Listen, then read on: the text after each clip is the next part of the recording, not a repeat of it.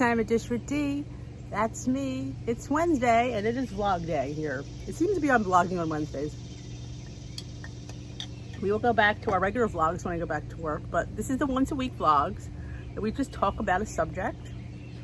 And today I thought it would be interesting to talk about food. Well, I shouldn't say food, shaming people, body shaming people. If y'all saw the post that Valerie Bertinelli had put out the other day, it was very raw. She was crying and emotional, and somebody, I think she was Ms. Mojo or Mrs. Mojo. I shouldn't even say her name. I don't know what her name was, but she must have, I knew there was a Mojo. They do like these like celebrity gossip things and all. And I didn't see what she said, but she must have shamed her for the way she looked. And I just feel like, I don't understand people. Maybe Miss Mojo is perfect, or maybe, but really, I feel like people that hold themselves higher than other people are just, I don't know, frauds. And I think that they're just, I don't know if they're not nice, but they're not nice. I don't know how anybody could sit there and say anything publicly, let alone privately, about the way somebody looks. I mean, who says how you look is correct? Because you think you look perfect? Because you're acceptable in society? I mean, I say this a lot because I always feel like I get that. I get a lot of that. As you know, I'm down around 115 pounds on Weight Watchers. I was at 270 pounds. I'm now currently 158, which would make me, in the standards of society, still overweight. Still probably somebody would consider me fat. Use the word lightly. Yes, I'm sure somebody like her would probably go, oh yeah, well, you still have a lot of weight to lose. I fought hard to get at this spot, and I'm fine with who I am on the inside and on the outside. I don't need anybody, and I don't want anybody else I would love to empower you to not need anybody else's approval for how you look. It's about how you feel, and I don't want anybody to sit there and to judge you.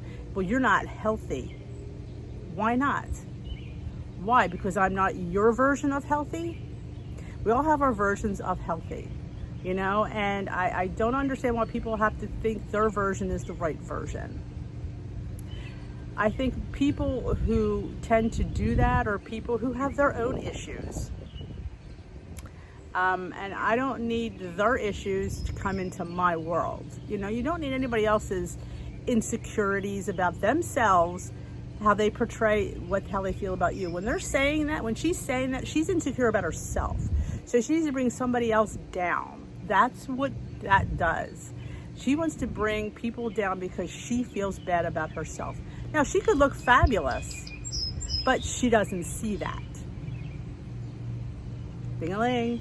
Yeah, she's not seeing how fabulous she is. She thinks she's this. So if she's this, you got to be a whale because she thinks she's fat. I love when people say, I feel fat, or you feel. Doesn't mean you are. You feel it because you feel it up here. This whole journey is a mental game, and it is, you have to not, this is going to be a hard one, you have to not get fully vested in that mental part, because it could work crazy with people. There are people that have gone through any kind of journey, like whether it be Weight Watchers, keto, surgery, anything encompassing that changes their body. But sometimes they don't see it because they still see who they used to be, and they will never, ever be happy with who they are. And sometimes they have to bring other people down, because then they know they feel better. Because if they're gonna, what I'm saying, that's why people hurt people. They do that to make themselves feel better. Somehow it does, and I don't agree with that. I think they have issues, honestly. That's the problem. They have issues, so don't let their issues affect you. Is that hard? Yeah, it is, because, sticks and stones do break bones. Names hurt. you're hurting somebody's feelings when you say things that aren't positive. Should you lie to people? No, but there are ways to say things that don't have to be unkind. I just felt really bad. I mean, like I said, I guess I'm the type of person that has always, at my heaviest, I say this all the time, had a very good self-image of myself. I don't know. I guess when I grew up, my parents never said anything negative about my weight. I've always been heavy. Like I said, I was graduating high school. I was a size 16, 18. In society, that's big. So, but they never, ever made me feel bad about it. They would, bring it up like, maybe, but it was never in a negative way. It was never in a mean way. It was always in a loving way. And so I always accepted myself. And I never felt, I've had people snicker behind my back. Sure I did. I had people say things about me. And just when the funny part is, sad and funny part is, they think you don't know. See, that's the power that they don't realize, that they protrude it and and that's the thing, that's how, they think that, and that's the thing, like, I know everybody who said a negative thing about me. Because why? Because I'm in tune and I listen and I'm smart. And I think we all are. Some of us kind of block it out because we don't want to hear it. I remember somebody, this was probably when I was in high school, maybe right out of high school. I was eating an ice cream cone. And they snickered over there saying, she's eating an ice cream cone? Because she's as big as a Thanksgiving turkey. Yeah. How could you say something in earshot of somebody? Because you don't realize that they're smarter than you and they hear everything. You could lip read, you could hear everything. So yeah. And from that time on, I thought to myself, I'm not going to if they think I'm fat, then that's their problem. I think I'm beautiful. And if they don't like it, they don't have to hang around me. And I distance myself from those people. You have to. Anytime, you have to distance yourself from the negative. I do that all the time. In life now, if I feel like there's something that's just not right with someone or something, I just back away, because I don't have to be involved with everything and everyone. I don't need to know everybody's business. I don't care. It's none of my business. I don't care. I don't need to be involved with everything and everyone. I don't need to have 30,000 friends. I don't need to, I just know I have my core that and I'm good with that. I don't need to have everybody accept me. That's why when I started this channel, I started off that way. Then I realized, this isn't me. You don't want to see, cookie cutter Denise. You want to see the real her. And it took me a while to figure that out. Like, again, especially when you're putting yourself out there in public, you think, well, I have to be polished, I have to be this, I have to be that. You have to be a certain, this is what they want to see. And I couldn't keep putting that face on. I felt it was phony, and I felt it was doing a disservice. So the one day I just finally said, this is who I am. This is me. Sometimes I'm crude. I'm very truthful. I don't sugarcoat anything, and I don't pull any punches, and it's right here. And it's been over a year and a half now since I've changed all that, and you guys have accepted it, and I thank you for that. It's nice to be accepted for yourself.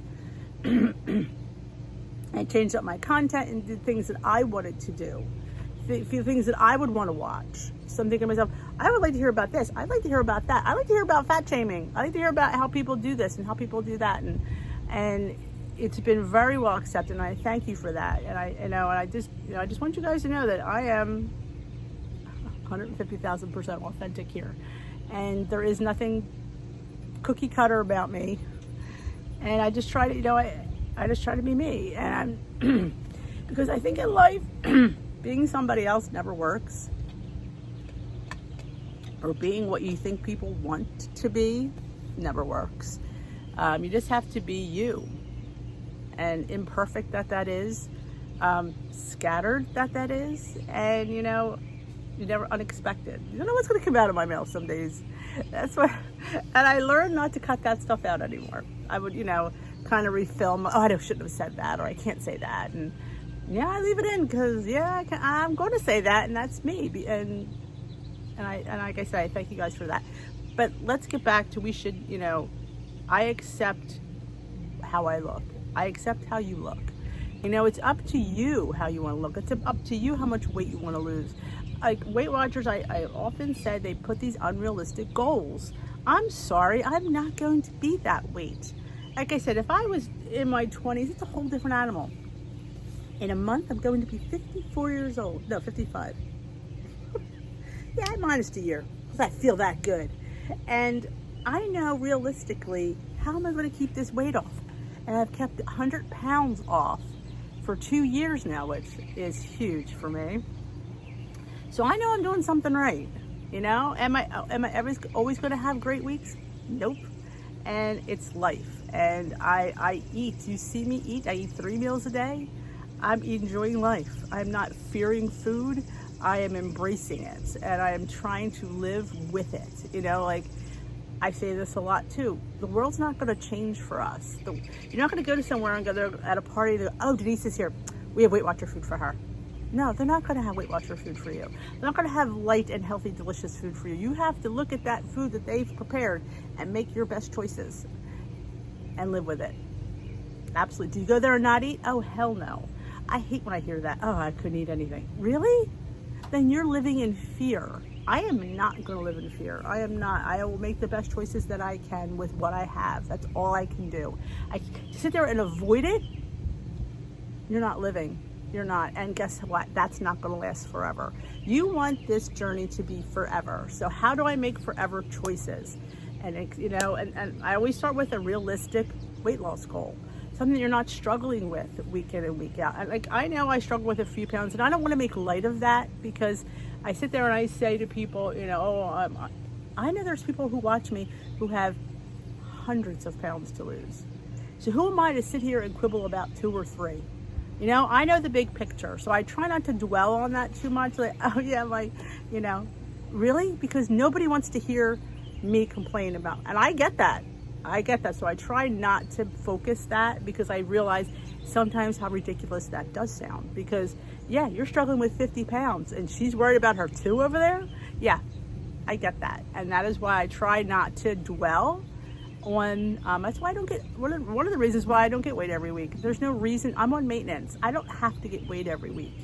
And I'm trying to break that habit of depending on that scale to give me what I need. If I've had a good week, I don't need that scale to verify that. It might not. It might.